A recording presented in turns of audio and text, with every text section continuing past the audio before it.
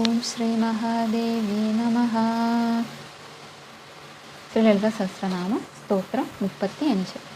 കണ്ഠാധകടിപര്യന്ത മധ്യകൂടസ്വരൂപിണി ശക്തികൂടൈകതാപന്ന കട്യധോ ഭാഗധാരിണി. ദേവിയുടെ കഴുത്തു മുതൽ അരക്കെട്ട് വരെയുള്ള ഭാഗം മധ്യകൂടം എന്നാണ് അറിയപ്പെടുന്നത്.